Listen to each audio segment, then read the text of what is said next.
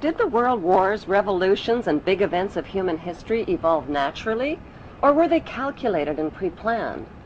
If they were pre-planned, who planned them, and what are they planning for the future of humanity?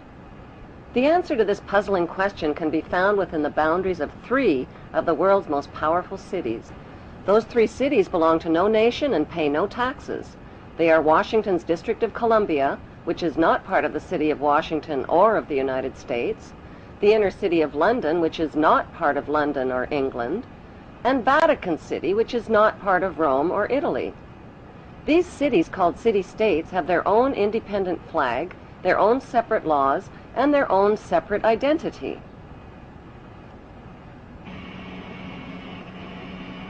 Vatican City is in fact a state, the smallest principality in the world. It lies on the banks of the Tiber, completely surrounded by the city of Rome. Its status as a separate state emerged from the Lateran Agreements of February 1929. It has its own newspaper, postal service, radio and television station, its own flag, and a population of about 1,000. The Vatican also has its own army of Swiss guards, and it even has its own prison.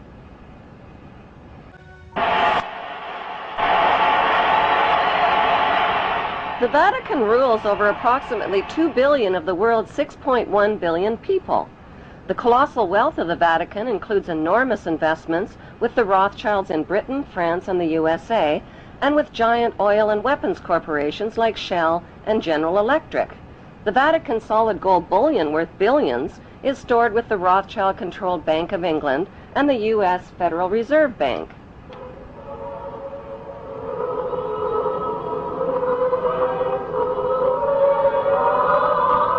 The Catholic Church is the biggest financial power, wealth accumulator, and property owner in existence, possessing more material wealth than any bank, corporation, giant trust, or government anywhere on the globe. The Pope, who is the visible ruler of this colossal global wealth, is one of the richest men on earth. While 2/3 of the world earns less than $2 a day, and 1/5 of the world is underfed or starving to death, the Vatican hoards the world's wealth, profits from it on the stock market, and at the same time preaches about giving.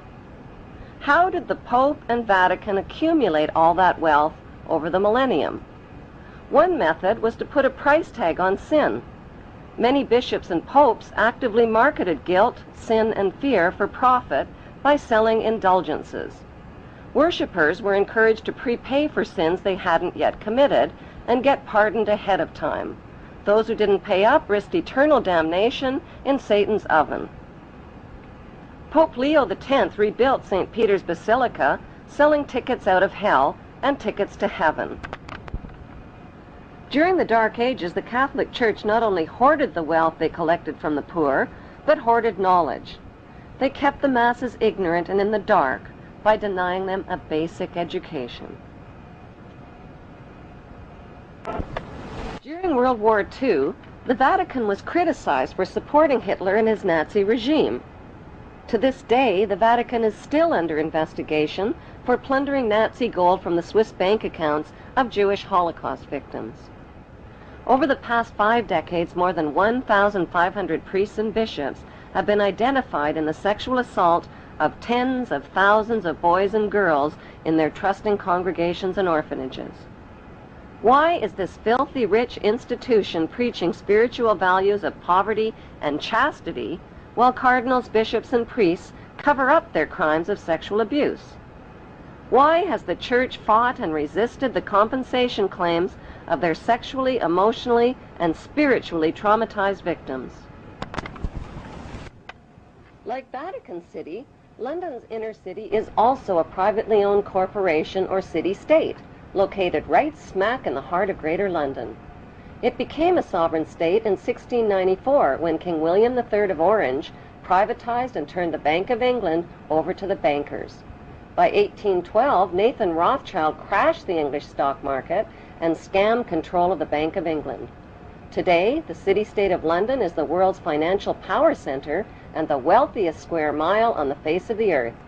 It houses the Rothschild-controlled Bank of England, Lloyd's of London, the London Stock Exchange, all British banks, the branch offices of 385 foreign banks, and 70 U.S. banks. It has its own courts, its own laws, its own flag, and its own police force.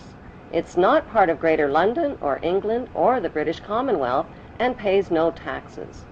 The city-state of London houses Fleet Street's newspaper and publishing monopolies. It is also the headquarters for worldwide English Freemasonry and headquarters for the worldwide money cartel known as the Crown. Contrary to popular belief, the Crown is not the royal family or the British monarch. The Crown is the private corporate city-state of London. It has a council of 12 members who rule the corporation under a mayor called the Lord Mayor. The Lord Mayor and his 12-member council serve as proxies or representatives who sit in for 13 of the world's wealthiest, most powerful banking families. This ring of 13 ruling families includes the Rothschild family, the Warburg family, the Oppenheimer family, and the Schiff family. These families and their descendants run the Crown Corporation of London. The Crown Corporation holds the title to worldwide Crown land in Crown colonies like Canada, Australia, and New Zealand. The British Parliament and the British Prime Minister serve as a public front for the hidden power of these ruling Crown families. Like the city-state of London and the Vatican, a third city-state was officially created in 1982. That city-state is called the District of Columbia and is located on 10 square miles of land in the heart of Washington. The District of Columbia flies its own flag and has its own independent constitution. Although geographically separate, the city-states of London, the Vatican, and the District of Columbia are one interlocking empire called Empire of the City. The flag of Washington's District of Columbia has 3 red stars, one for each city-state in the 3-city empire. This corporate empire of 3 city-states controls the world economically through London's inner city, militarily through the District of Columbia, and spiritually through the Vatican. The Constitution for the District of Columbia operates under a tyrannical Roman law known as Lex Fori, which bears no resemblance to the U.S. Constitution. When Congress passed the Act of 1871, it created a separate corporate government for the District of Columbia. This treasonous act allowed the District of Columbia to operate as a corporation outside the original Constitution of the United States and outside of the best interests of American citizens.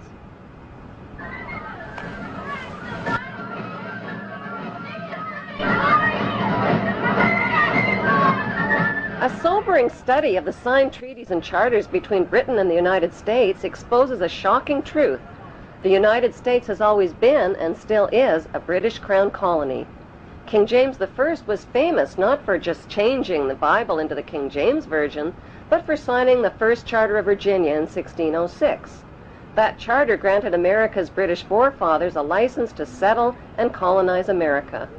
The charter also guaranteed that future kings and queens of England would have sovereign authority over all the citizens and colonized land in America stolen from the Indians. After America declared its independence from Great Britain, the Treaty of 1783 was signed. That treaty specifically identifies the King of England as the Prince of the United States and contradicts the belief that America won the War of Independence. Although King George III of England gave up most of his claims over his American colonies, he kept his right to continue receiving payment for his business venture of colonizing America.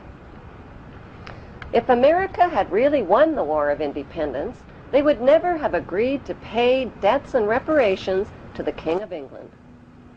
When Congress passed the 13th Amendment to the Constitution, the U.S. President was made subservient to the King of England.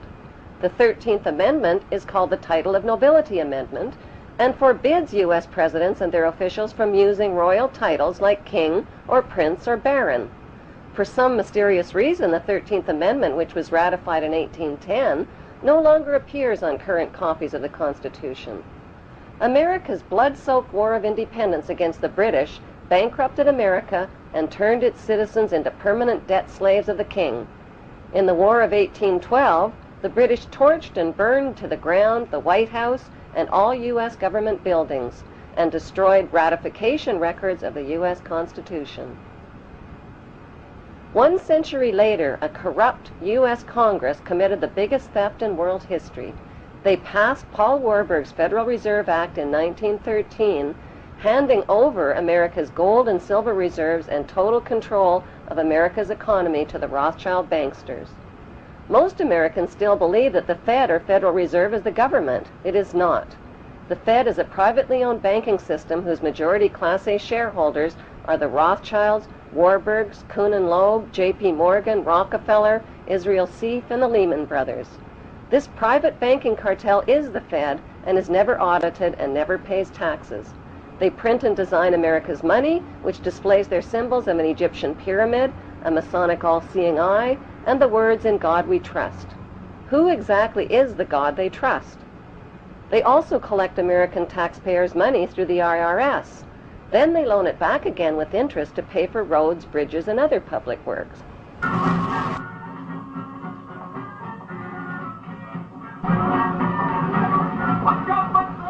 American presidents are handpicked and financed by these special interest power groups. Like George W. Bush, John Forbes Kerry, whose initials are JFK, is a member of Yale University's Skull and Bones Brotherhood. The Forbes part of John Kerry's name identifies his descendancy from Captain Robert Bennett Forbes, who was a drug runner for the Rothschilds' opium drug trade with China in the 1800s. Most U.S. citizens believe that the United States is a country and that the president is the most powerful man on earth. The United States is not a country. It is a corporation, and the president is president of the corporation of the United States. He and his elected officials work for the corporation, not for the American people. Since the United States is a corporation, who owns the corporation of the United States? Like Canada and Australia, whose leaders are prime ministers of the Queen, and whose land is called Crown Land, the United States is just another crown colony. Crown colonies are controlled by the empire of 3 city-states. At the center of each city-state is a towering, phallic-shaped stone monument called an obelisk that points skyward. In D.C. city-state, the obelisk, known as the Washington Monument, was dedicated to Freemason George Washington by the Freemason Grand Lodge of the District of Columbia. The secretive Brotherhood of Freemasons laid the Washington obelisk's cornerstone in 1848 and contributed 22 Masonic memorial stones. 250 Masonic lodges financed the Washington Monument obelisk, including the Knights Templar Masonic Order. At the heart of London city-state is a 187-ton, 69-foot-tall Egyptian obelisk called Cleopatra's Needle. It was transported from Egypt and erected on the banks of the River Thames. In Vatican City, another Egyptian obelisk towers high above St. Peter's Square.